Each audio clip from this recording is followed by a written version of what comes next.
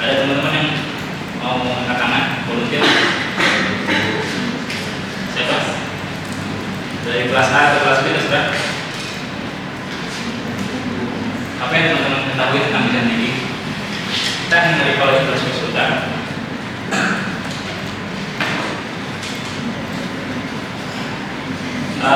Mas Deden, berapa Mas? Menurut Mas, apa yang Mas ketahui tentang desain thinking? Desain thinking bisa namanya? Oh, Mas siapa namanya? Saya kenal. Saya Jojo. Desain thinking? Ya. Merencanakan sesuatu. Nah, suatu atau apalagi mau dikeluarin lagi atau mau dilempar yang lain?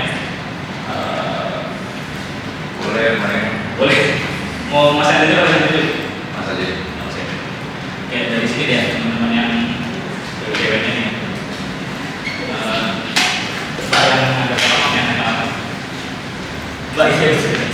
Siapa nama? Azza. Mbak Azza. Dipanggil Mbak masalah kan ya? Masalah ya? Karena kalau di Twitter bisa ribut ya. Apa yang Mbak tahu tentang design thinking? Problem solution principles, jadi kayak kita mencari, kita dari kualitatif mencari apa sih sebenarnya yang jadi permasalahan oleh user kita atau calon user kita, lalu kita lakukan iterasi sampai menemukan solusi dari masalah tersebut. Oke, lumayan ini ya, lumayan lengkap ya. Itu tidak harapan saya mudah-mudahan itu sama-sama yang teman-teman serap juga dari perkuliahan sebelumnya. Dan sebenarnya ini menurut saya sih semua orang bebas yang mendefinisikan design thinking selama dia memahami polanya sebenarnya apa sih yang dicari dari design thinking gitu ya. Jadi design thinking itu kan sebenarnya kita sebenarnya tujuannya adalah solusi. Tapi sebisa mungkin kita nggak langsung ngasih solusi karena kita mesti tahu dulu problemnya kan. Seperti kayak misalnya contohnya banyak contoh kan dokter, dia perlu tahu dulu kan ya kondisi yang tepat seperti apa gitu, baru ngasih obatnya seperti apa gitu. Atau yang paling simpel kita dalam kehidupan sehari-hari misalnya kita kan sebenarnya ada aturan tidak tertulis untuk menggunakan tamu kan ya. Nah, untuk menggunakan tamu caranya seperti apa sih? Caranya kan kita sebenarnya menyuguhkan apa yang sebenarnya dia butuhkan gitu ya, dia butuhkan. Dan tidak semua tamu kita, misalnya kita suguhkan makanan, dia itu suka ataupun dia nggak punya alergi dengan makanan yang kita suguhkan. Jadi saya memang kalau memang kita pengen menggunakan tamu, kita harus tanya dulu nih, ini aman nggak makanan ini? Ada alergi nggak gitu kan? Baru sebelum sampai ke makanan itu dia suka, minimal makanan itu bisa diterima kan, dan alergi. Terus lanjut ke sekarang kita why-nya, berapa tadi why-nya? Nah, menurut teman-teman apa sih? Ya kenapa sih kita memilih design thinking? Tadi kan kita berangkat dari apanya? Apa itu design thinking? Sekarang kenapa kita memilih design thinking? Sebelum saya tunjuk ya teman-teman, sebelum ditunjuk, kira-kira ada yang mau volunteerin? Ada Mbak yang dari belum bertemu?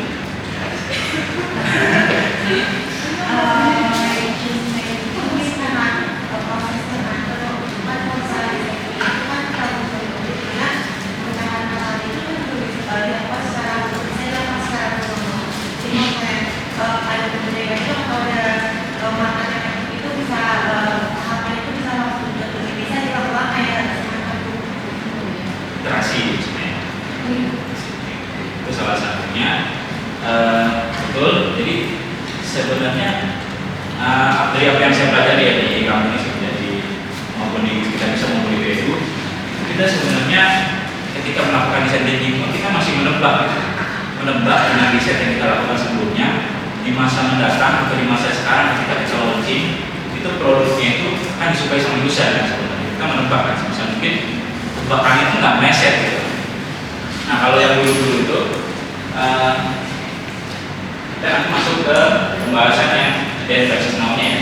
Kalau ini kita masih bahas why-nya dulu. Sebenarnya kita kan tebak gitu ya, kayak abang-abang servis ini kan sering ya teman-teman ya lihat ya. Wah ini mah LCD-nya kena gitu kan. Abang-abang servis biasanya kadang-kadang ada oknum-oknum yang langsung LCD-nya gitu, padahal belum tentu kan LCD-nya gitu ya. Nah ini salah satu yang persoalan yang sebenarnya common di kehidupan kita. Jadi kita sebenarnya menebak gitu, tapi susah mungkin dengan design thinking itu kita menebak sesuai dengan diagnosa yang tepat. Dan ini masih berkaitan dengan yang tadi buatnya ya. Nah, terus kita masuk ke yang benar-benar why-nya nih. Nah sebenarnya teman-teman tahu nggak sih kalau sebelum design thinking ini, sebelum belajar pakai perpecahan ini sebenarnya di luar sana banyak metode-metode lain yang sebenarnya mirip sama design thinking. Misalnya metode-metode lain sebenarnya tujuannya juga pemecahan masalah, yang tujuannya adalah mencari solusi. Kayak double diamond, teman-teman udah pernah dengar double diamond? Belum pernah dengar? Di startup udah pernah dengar? Udah pernah dengar? Udah? Ada yang udah, ada yang belum? Saya jelasin singkat aja. Double diamond itu sebenarnya prosesnya mirip-mirip sama design thinking. Design thinking, teman-teman ada yang hafal prosesnya apa aja? Saya minta sekali ini aja, sebutin yang pertama apa? Yang pertama? Inventaris. Yang kedua? Define. Yang ketiga? Ideate. Yang keempat? Tes. Prototype. Udah nggak boleh ya? Boleh tes ya. Yang kelima adalah tes. Nah, ini sebenarnya teori yang memang diatur. Saya cuma pengen dari aja yang teman-teman pelajari sebelumnya. Jadi di design thinking itu ada proses yang seperti sampai dengan tes itu. Sebenarnya di double diamond pun mirip-mirip. Jadi saya nggak bawa gambarnya. Jadi karena kita fokusnya ke design thinking, jadi kita fokus ke design thinking aja. Jadi ini sekedar menetapkan aja bahwa double diamond sesuai saat itu adalah sama-sama metode yang juga dipakai di komponis lain untuk memecahkan masalah yang mirip juga sama design thinking. Nah, bedanya apa? Di sini double diamond itu menggunakan lebih ke polanya. Jadi ketika advertise kita berusaha untuk sebisa mungkin berpikir yang terbuka gitu ya. Kalau kaca itu ibaratnya kaca tembung gitu. Kaca tembung jadi membuka pokoknya itulah konsep pokoknya membuka gitu. Jadi sebenarnya gambarannya double diamond itu ya benar-benar kayak rupa gitu ya. Nah, harus ada dua gitu. Oh, benar.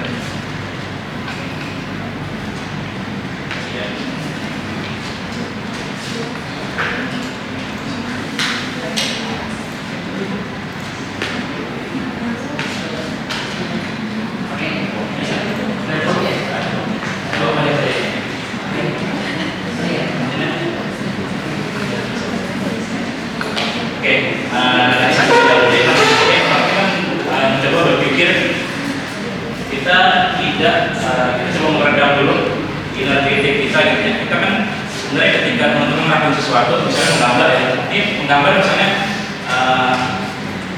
teman-teman atau dari kita tuh kan nggak semuanya suka gambar kan sebenarnya, atau nggak semuanya bisa menggambar, oke lah. Tapi teman-teman ketika menggambar itu biasanya punya inner critic. Ini jelek nih, padahal dari sini belum selesai kan.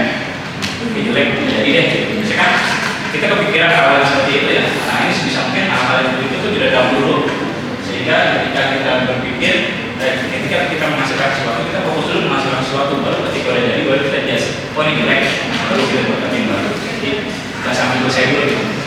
Jadi kita meminimalisir opportunity yang bisa hadir ketika kita harusnya menyelesaikan sesuatu itu dulu. Terus lanjut ke fase yang kedua tadi apa? Define ya? Define. Ketika define itu kan menuntut yang saya pakai bahasa ini aja. Kerucut yang ke arah yang besar gitu, apalagi kerucut yang kecil gitu. Nah, di metode define ini kita itu kan lebih mengerucut ke arah yang kecil. Namanya define kan kita sebenarnya menentukan mana nih yang sebenarnya kita mau pakai gitu. Nanti berikutnya akan kita bahas lebih dalam di sesi yang berikutnya ketika kita bahas dari FS sampai tes ini ada arahnya. Nah, terus kalau di startup, tadi teman-teman kayaknya ada yang sempat familiar ya sama di startup. Ada? Oke, saya tadi sempat dengar nih, ditanya lagi nggak tahu ya. Buku masih. Nah, siapa buku? Masih pernah baca bukunya? Belum. Belum. Cuma tahu hampir pengen beli cuma belum. Oke. Yang Mas ketahui tentang analisa apa, Pak? Ini saya kejauhan tadi.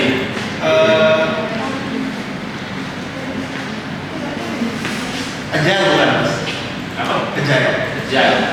Agile itu salah satu istilah startup CMP.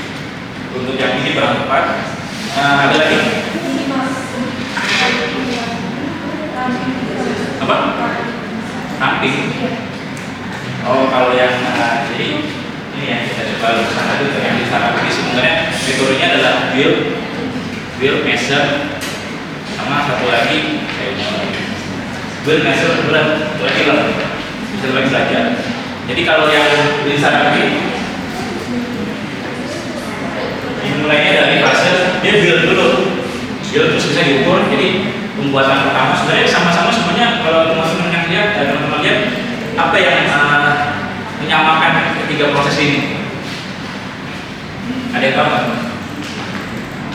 Apa? Banyak? Apa?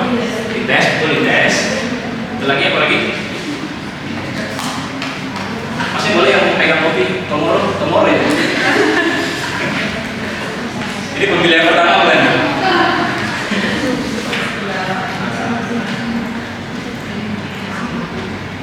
Apa mas?